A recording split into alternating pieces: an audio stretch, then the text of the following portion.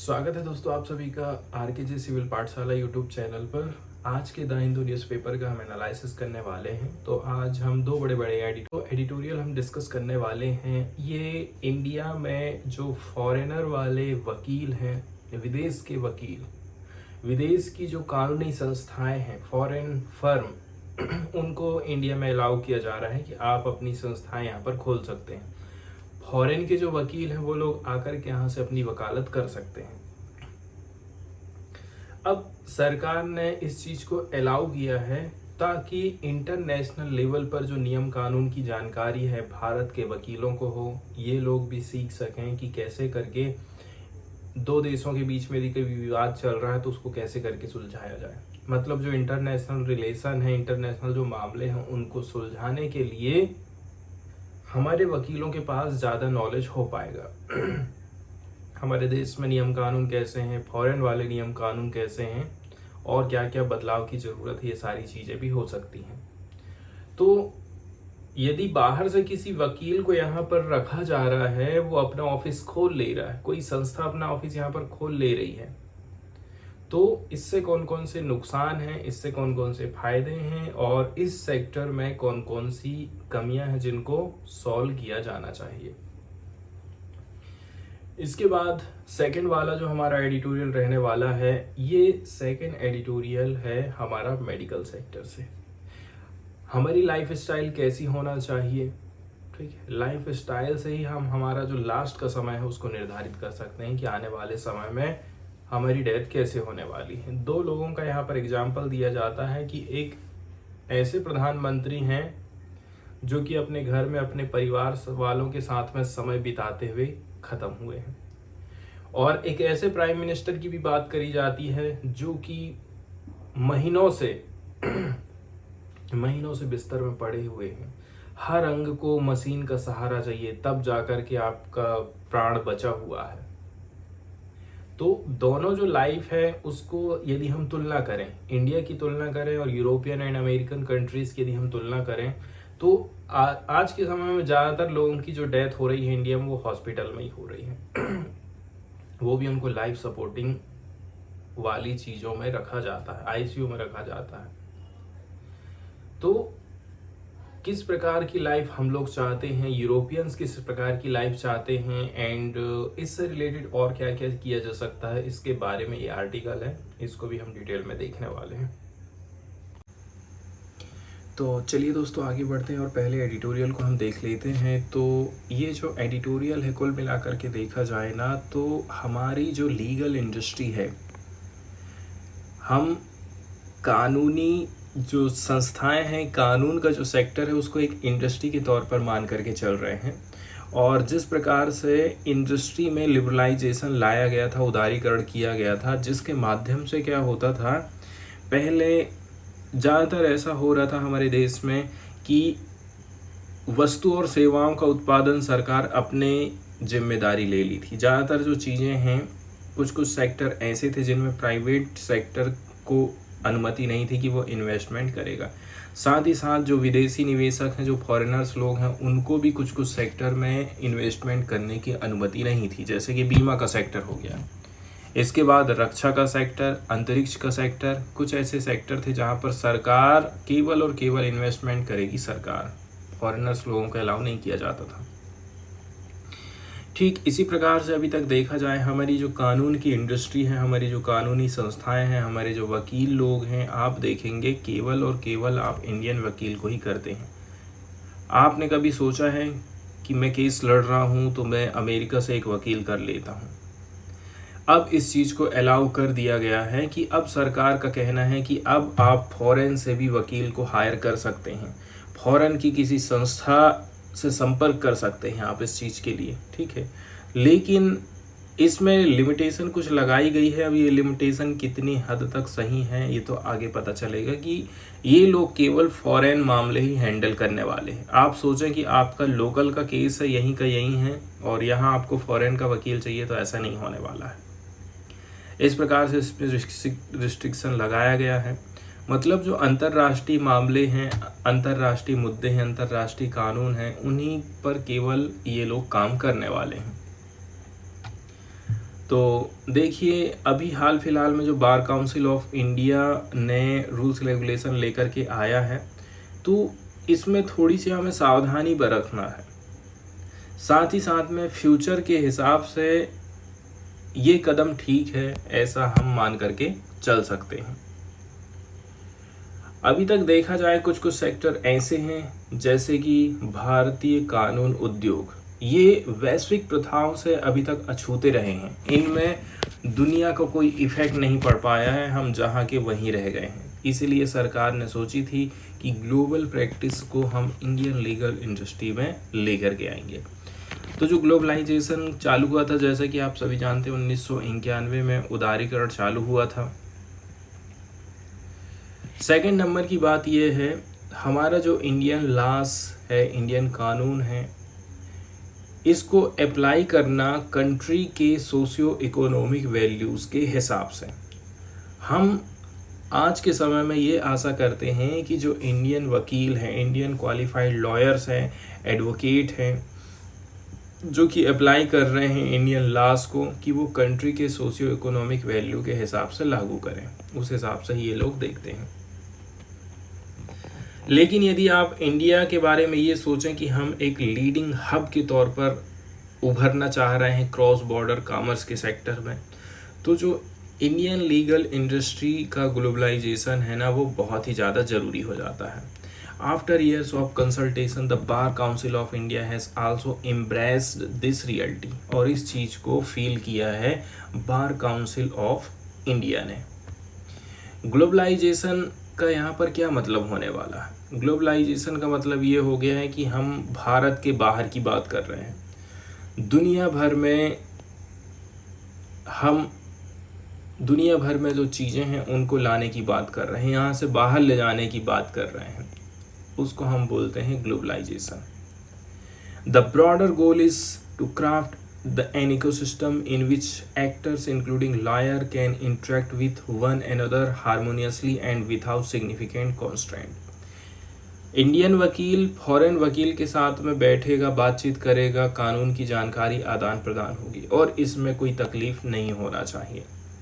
Globalisation का मतलब यह है कि जो बार काउंसिल ऑफ इंडिया है उसने नोटिफाई कर दिया है किसको, एक 2022 के कानून का, जिसका नाम है rules for registration and regulation of foreign lawyers and foreign law firms in India 2022।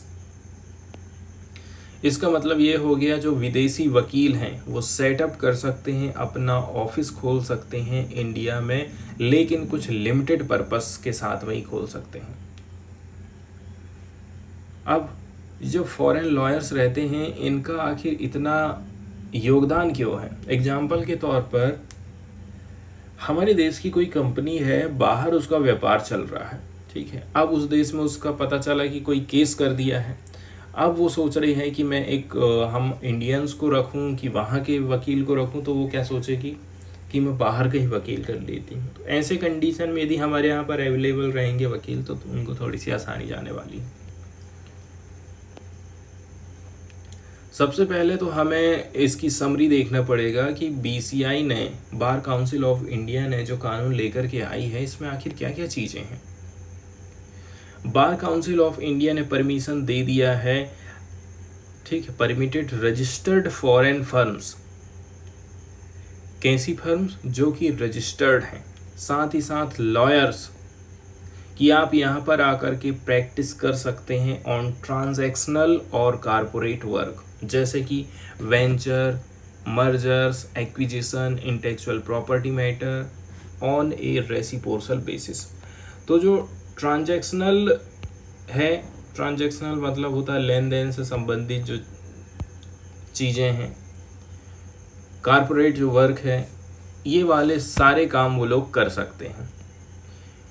लेकिन ये जो फॉरेन लॉयर्स रहते हैं वो कभी भी इंडियन कोर्ट्स के सामने नहीं जा पाएंगे, ट्रिब्यूनल में नहीं जा सकते, स्टैट्यूटरी अथॉरिटीज़ के सामने नहीं जा सकते। इसका मतलब ये है मेरा केस लेकर ये लोग नहीं जाने वाले, लेकिन they are now permitted to advise and appear in international arbitration cases conducted in India. India में यदि कोई इंटरनेशनल लेवल का केस चल रहा है तो वहाँ पर वो लोग एडवाइस दे सकते हैं, वहाँ पर वो प्रस्तुत भी हो सकते हैं। कहाँ पर? इंडिया में। Irrespective of whether foreign law में और नॉट बी इन्वॉल्व। लेकिन यहाँ पर देखिए, इसमें बात वही आ जाती है कि विदेशी कानून इसमें शामिल है या नहीं है, लेकिन हमने उनको अलाउ कर दिया है। अभी तक देखा जाए, सुप्रीम कोर्ट ऑफ इंडिया ने फॉरेन जो लॉयर्स हैं उनको मना करके रखा था कि आप यहाँ पर प्रैक्टिस नहीं कर सकते हैं इन आइदर लिटिगेशन और the non litigation side, and restricted their participation in international arbitration case to visiting India on a fly in and fly out basis। पहले ऐसा था कि सुप्रीम कोर्ट उनको अलाउ नहीं कर रहा था, वो लोग यहाँ पर प्रैक्टिस नहीं कर सकते थे, वो यहाँ पर इंटरनेशनल कानूनों की वकालत नहीं कर सकते थे, लड़ाई नहीं लड़ सकते थे। आज के समय में बीसीआई ने नियम कानून ला दिया है और ये कहना चाहिए अब चीज़ें संभव हो पाई हैं। इसके नुकसान और फ़ायदे हम देख लेते हैं। देखिए, सबसे पहले यदि हम बात करें ना, तो तुरंत में तत्काल जो फ़ायदा है वो तो यहाँ पर पहुँचने वाला नहीं है, लेकिन लॉन्ग टर्म के हिसाब से देखा जाए तो इसका फ़ायदा मिलने वाला है। सेकंड नंबर की बात यह है, हमारे देश के जो लॉयर्स हैं, हमारे देश के जो वकील हैं, कानूनी सहायता तक उनकी जो एक्सेस है वो बढ़ने वाली है, उनको और भी ज़्यादा थोड़ी सी हेल्प मिल पाएगी। एंड बोला जा रहा है कि देखिए, इससे सामने वाले के पास जो नॉलेज है, उसके पास जो स्किल है, एक्सपर्टाइज है, इनका क्रॉस आदान प्रदान होने वाला है। पांचवें नंबर की बात यह है, इससे कंपटीशन भी बढ़ जाएगा। इसका मतलब ये है, ज़्यादा से ज़्यादा जॉब की अपॉर्चुनिटी पैदा होने वाली है भारतीय वकीलों के लिए, एंड बेटर वर्क कल्चर हमारे यहाँ पर डेवलप होगा। साथ ही साथ में रुपए पैसा भी बढ़ने वाला है, and incentivising competing stakeholder to heighten the quality of their services. इसका मतलब ये है, जितने भी यहाँ पर लोग काम कर रहे हैं, वकील काम कर रहे हैं, संस्थाएं काम कर रहे हैं, उनको बोला जाएगा कि भाई अपने क्वालिटी ऑफ वर्क को इंक्रीज़ करिए, वर्क की क्वालिटी को इंक्रीज़ करिए। तो इस प्रकार से देखा जाए, ये भारतीय वकील समुदाय के लिए अच्छा है। बल्कि भारत यदि चाहता है कि हम एक इकोनॉमिक तौर पर भी आगे बढ़ना चाहें, तो वो चीज़ भी इससे पॉसिबल होने वाली है। आगे हम बात करते हैं कि इससे कौन कौन से जोखिम आने वाले समय में हमको देखने को मिलेंगे। वो है, ये जो यहाँ पर एक मार्केट तैयार हो रहा है, उसको कैसे करके सरकार रेगुलेट करेगी। क्योंकि कुछ कुछ जो स्टेक होल्डर हैं, वो लोग ऑलरेडी आइडेंटिफाई किए हैं, कुछ प्रकार के रिस्क को उन्होंने बातचीत किया है बार काउंसिल ऑफ इंडिया के साथ में। सेकेंड नंबर की बात ये है कि जो इंडियन फर्म है एंड जो फॉरेन फर्म्स हैं, कैसे करके आप इनको रेगुलेट करोगे in their home jurisdiction can create unintended distortion. वही बात हो जाती है ना कि हम हमारे देश में हमारी संस्था के साथ में अच्छा रेगुलेशन कर रहे हैं और उसके साथ में ख़राब रेगुलेशन कर रहे हैं, तो ये चीज़ भी गलत हो सकती है। तीसरे नंबर की बात ये है, हमारे जो इंडियंस लॉयर्स हैं, भारतीय जो वकील हैं, उनको मना कर दिया है।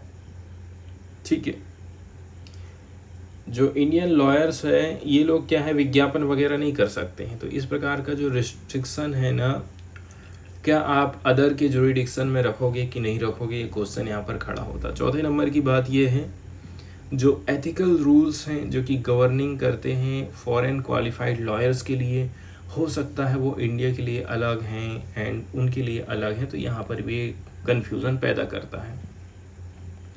छठवीं नंबर की बात ये है, यदि कोई फॉरेन वाली संस्था यहाँ खुल जाती है तो जाहिर सी बात है उसकी कमाई ज़्यादा ही होगी इंडियन काउंटर पार्ट के हिसाब से भी देखा जाए। And bar council of India से हम ये एक्सपेक्ट करते हैं कि आप जो है इस क्षेत्र को केयरफुल तरीके से रेगुलेट करने का काम करिए।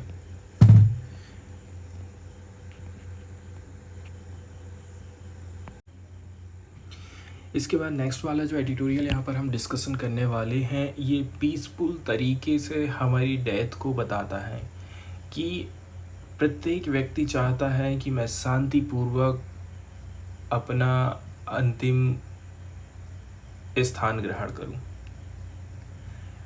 मतलब यहाँ पर हम बात करने वाले हैं हमारी फ्यूचर की प्लानिंग को, पार्टिकुलरली हम अपने अंतिम पड़ाव की यहाँ पर चर्चा करने वाले हैं। ज़्यादातर जो इंडियन फैमिलीज़ हैं वो प्रिपेयर्ड बिल्कुल भी नहीं रहती है जब उनका अंतिम समय आता है तो। और क्या जो फॉरेन में ऐसी कुछ चीज़ें हो रही हैं कि वो लोग प्रिपेयर्ड हो पा रहे हैं अपने अंतिम समय के लिए, ये सारी चीज़ों की चर्चा यहाँ पर हम चर्चा करने वाले हैं।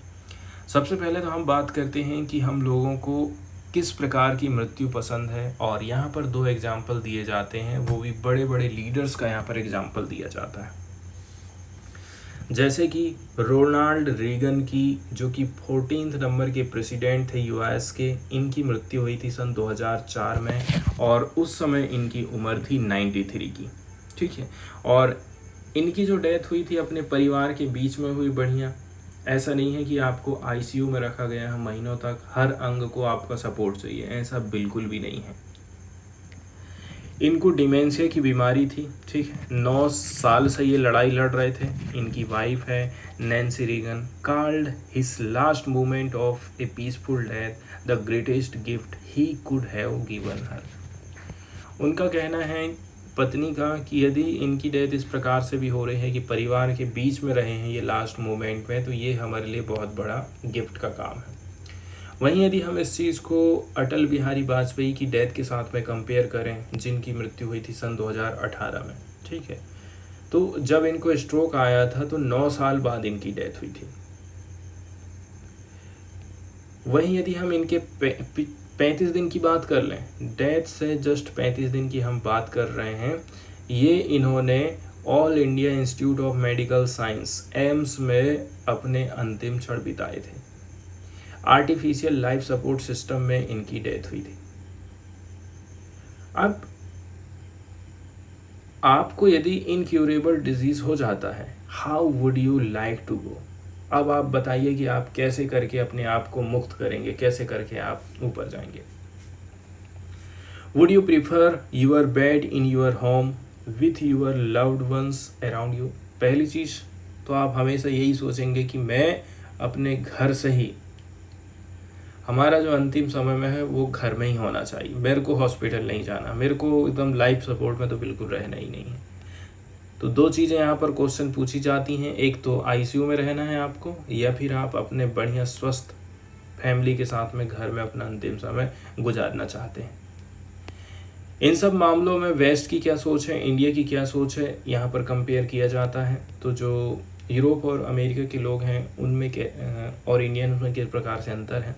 यूरो अमेरिकन कंट्रीज़ के जो लोग हैं, and more people are now documenting advance medical directive, जिसको बोलते हैं living will, to express the way they would like to die. आजकल ज़्यादा से ज़्यादा लोग इस विषय में सोच विचार कर रहे हैं कि अंतिम समय हमारा कैसा होना चाहिए। तो जो बीमार व्यक्ति रहते हैं, ठीक है, वो लोग सोचते हैं कि हम नेचुरल डेथ को अपनाएंगे। ठीक है, लाइफ सपोर्ट सिस्टम हमको नहीं चाहिए। तीसरे नंबर की बात यह है, यूरोपियन कंट्री के जो लोग सोचते हैं, एक स्टडी जिसको पब्लिश किया गया था एक पत्रिका जिसका नाम है अमेरिकन मेडिकल एसोसिएशन सन 2019 में, CL स्प्रंग एंड उनके जो सहपाठी हैं, कॉलेजियस हैं, उन्होंने ये बताया है कि ये जो यूरोपियन आईसीयूज हैं, यूरोप के आईसीयू में कितने % लोगों की डेथ हो रही है? मात्र 10% लोग ही ऐसे हैं जो कि यूरोप के आईसीयू में इनकी डेथ हो रही है। वहीं जो रिमेनिंग केसेस हैं, जैसे कि इस प्रकार के जो आर्टिफिशियल सपोर्ट मेजर्स की वर withheld और withdrawn and replaced by palliative care to permit death with some dignity। इन सब चीज़ों को हटा करके वहाँ पर ये सोचा जा रहा है कि ये व्यक्ति अपने परिवार के साथ में रहेगा। ये आईसीयू है, मशीन है, इन सबको हटा दो, कोई मतलब नहीं, इनको खाली फैमिली के केयर की ज़रूरत है, फैमिली के सपोर्ट की ज़रूरत है। पैलिएटिव केयर की यहाँ पर बात करी जा रही है, जिसके अंतर्गत physical, psychological and spiritual care करी जाती है किसी भी पेशेंट की। वहीं यदि हम भारतीय लोगों की सोच की बात करें तो डॉक्टर राज के मानी, जो कि फॉर्मर प्रेसिडेंट हैं Indian society of critical care medicine के, उन्होंने कुछ चीज़ें प्रस्तुत करी हैं इंडियन आईसीयूज के तौर पर। भारत में बोला जा रहा है कि जो 70% पेशेंट है वो क्रिटिकल इलनेस के चलते चलते ख़त्म हो रहे हैं आईसीयू सिस्टम में, लाइफ सपोर्ट सिस्टम में ही ज़्यादातर इन लोगों की डेथ हो जा रही है।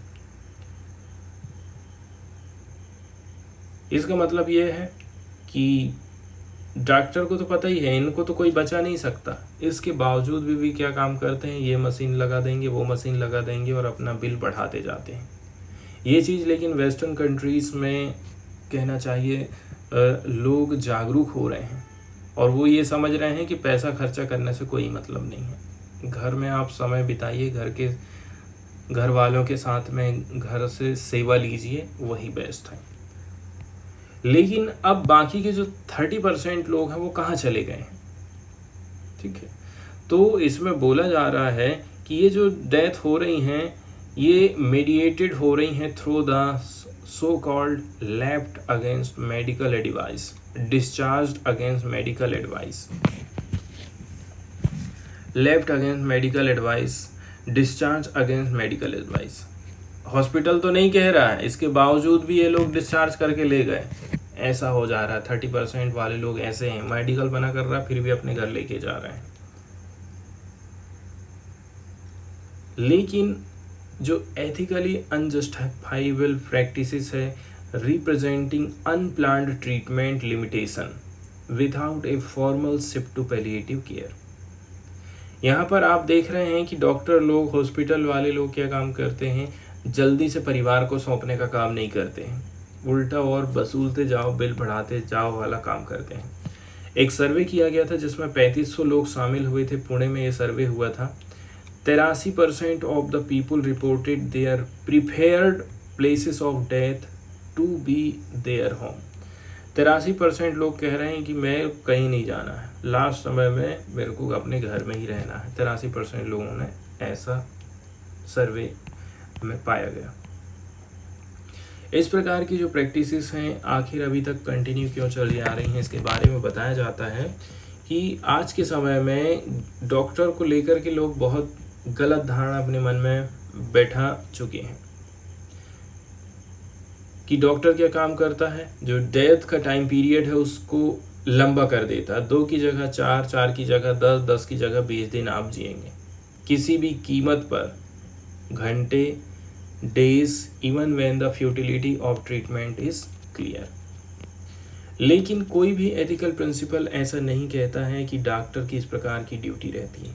इंडिया की बात करें, जो ऑफिशियल डेफिनेशन है duty of care of A health care provider, doctor की क्या परिभाषा है कि ड्यूटी ऑफ केयर, केयर की खाली उसकी ड्यूटी है, हो गया। ये बात कही गई है ICMR की तरफ से। और ये क्या है, सफरिंग को केवल मिटिगेट कर सकता है। यदि आपको कोई तकलीफ है तो उसके असर को डॉक्टर कम कर सकता है। भारत में इस प्रकार की जो प्रैक्टिसेस रही हैं ICU की, ये कितनी पुरानी है, बहुत ज़्यादा पुरानी नहीं है, बोलते हैं a quarter of a century old, मतलब 100 साल से भी कम पुरानी ये प्रथा है। Before that ICUs were for people with salvageable health issues. Now society seem to have come to accept ICU deaths as normal. आज के समय में तो लोग ऐसे सोचने लगे हैं कि ICU में यदि डेथ हो रही तो वो नॉर्मल चीज़ है। अगले नंबर की जो बात है वो कंबाइंड फैमिली से रिलेटेड है। आज के समय में देखिए कंबाइंड फैमिली बहुत कम बची है। कंबाइंड फैमिली नहीं बची है तो जाहिर सी बात है यदि कोई व्यक्ति बिस्तर में पड़ गया है तो उसकी देखरेख करने वाला कोई होता नहीं। पहले कंबाइंड फैमिली रहती थी तो कोई ना कोई इनकी देखरेख करते रहते थे। एंड 5वें नंबर की बात यह है लीगल क्लियरिटी की हमारे देश में काफ़ी कमी है, ठीक है। ये भी एक कंट्रीब्यूटिंग फैक्टर माना जाता है कि India has no law covering end to life care. End to life care को हमारे इसमें मेडिकल सेक्टर में नहीं कवर किया जाता है। इसके एब्सेंस में क्या हुआ, सुप्रीम कोर्ट ऑफ इंडिया का एक वर्डिक्ट आया था 2023 में, वो अभी भी वैलिड है। इस कानून के हिसाब से बोला जा रहा है कि जो any advance medical directive left by a mentally competent person will be valid and binding on healthcare professions। इतनी गोली दवाई लगने वाली थी, आप क्यों नहीं लगा रहे हैं? आपको लगाना पड़ेगा, ये चीज़ बाइंडिंग है। ऐसा नहीं है कि उसकी एकदम ही हालत ख़राब हो गई तो आप कुछ अपने हाथ खड़े कर लोगे। ये चीज़ भी यहाँ पर काफ़ी कन्फ्यूज़न पैदा करने वाली है। Court also ratify the withdrawal of life support in context of futility. यदि फ्यूटिलिटी की कंडीशन है, फेल्योर की कंडीशन है, तो जो लाइफ सपोर्ट सिस्टम है उसको आप हटा दीजिए। इस चीज़ को भी कोर्ट ने रेटिफाई किया था। इसके बाद जो पैसिव एथांसिया है, ये भी और ज़्यादा कन्फ्यूज़न पैदा करता है। आईसीएमआर के डॉक्यूमेंट्स के हिसाब से यदि हम देखें तो ये भी थोड़ी सी दिक्कत पैदा करता है। एथांसिया की हम बात करें, इसमें क्या किया जाता है? Killings even if the intention are good, therefore euthanasia can not be passive.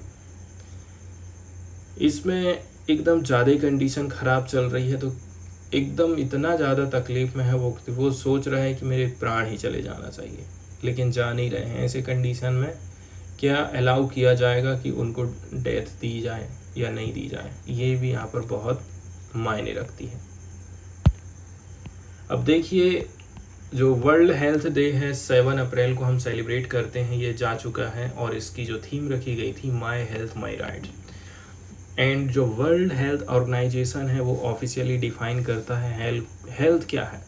Physical तौर पर, सोशल तौर पर, मेंटल तौर पर आपकी वेलबींग, आप स्वस्थ रहें, ठीक है।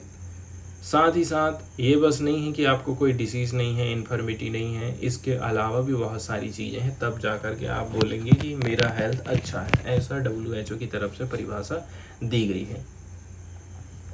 इसके अलावा 7 मार्च 2024 को बोला जाता है कि जो राइट टू पैलिएटिव केयर है, इसको हेल्थ राइट के रूप में इंक्लूड किया गया है।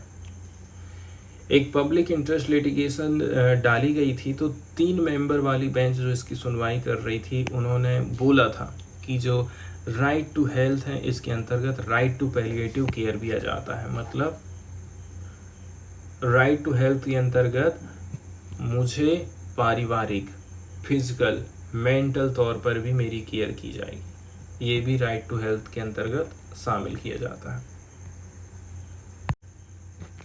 इसके बाद नेक्स्ट वाली जो न्यूज़ यहाँ पर हम डिस्कशन करने वाले हैं, ये वेस्ट नाइल फीवर से रिलेटेड है। तो इसके बारे में थोड़ी सी बेसिक जानकारी हम देख लेते हैं। तो ये जो वेस्ट नाइल फीवर है, ये एक वायरल इन्फेक्शन होता है। वायरल इन्फेक्शन है, इसका मतलब ये है कि ये एक से दूसरे में फैल रहा है। इसको ट्रांसमिट करने का काम करते हैं mosquitoes, caused by West Nile virus.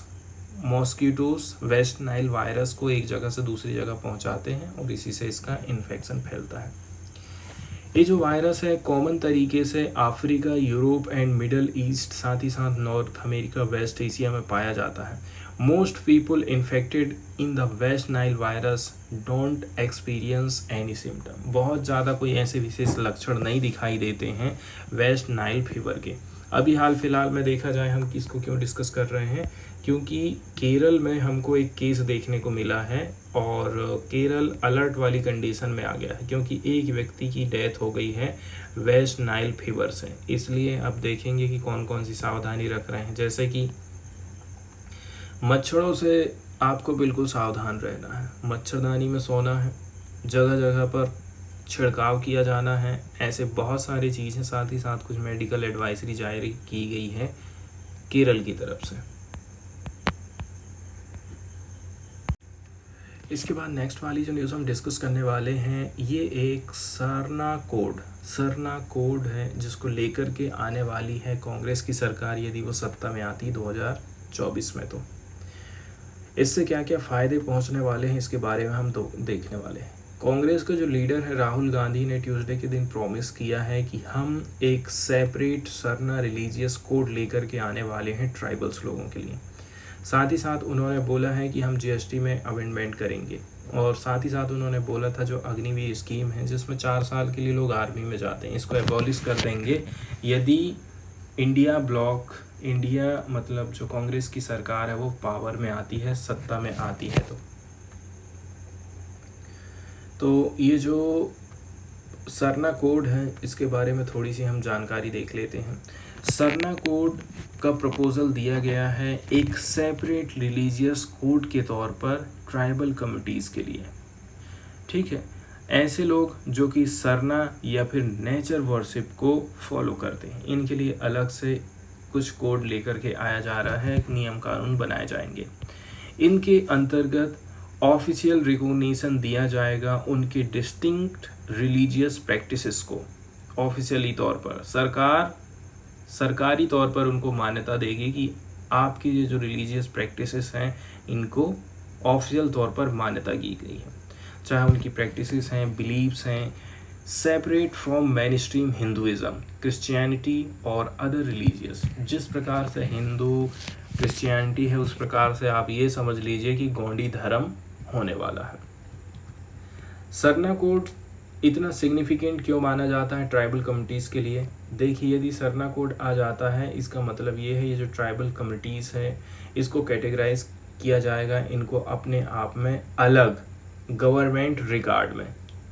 इससे वो अपनी कल्चर को, अपनी जो रिलीजियस आइडेंटिटी है उसको कंटिन्यू बना करके रखेंगे। ऐसा नहीं कि हिंदू धर्म में उनको बोला जाएगा आपके जो देवी देवता हैं वो हमारे जो देव देवता हैं वही आपके देवी देवता हैं। ये जो चीज़ है काफ़ी इम्पैक्ट डाल सकती है अलग अलग एस्पेक्ट में, उनकी लाइफ में, सोशल सर्विसेज में, एजुकेशन में, पॉलिटिकल रिप्रेजेंटेशन में। इसलिए ये कोड काफ़ी महत्वपूर्ण हो जाता है।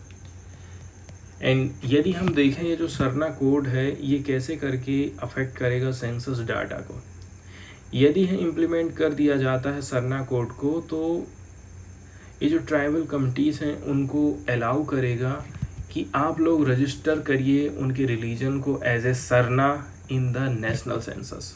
हिंदू, मुस्लिम, सिख, ईसाई, अब नया धर्म Sarna. This would help in accurate collection of demographic data reflecting their unique identity.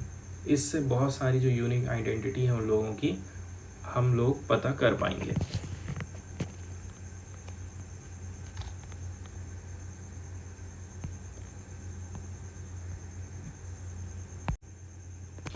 इसके बाद नेक्स्ट वाली जो न्यूज़ हम डिस्कस करने वाले हैं ये राइथू भरोसा स्कीम से रिलेटेड है। हाल फिलहाल में देखा जाए इसका जो डिसबर्समेंट है, डिसबर्समेंट का मतलब ये है कि हर साल इसकी घोषणा करी जा रही है कि हम इतना इतना पैसा किसानों को देंगे। जैसे कि प्रधानमंत्री नरेंद्र मोदी के द्वारा एक स्कीम लॉन्च की गई है सरकारों के लिए, पीएम सम्मान निधि योजना।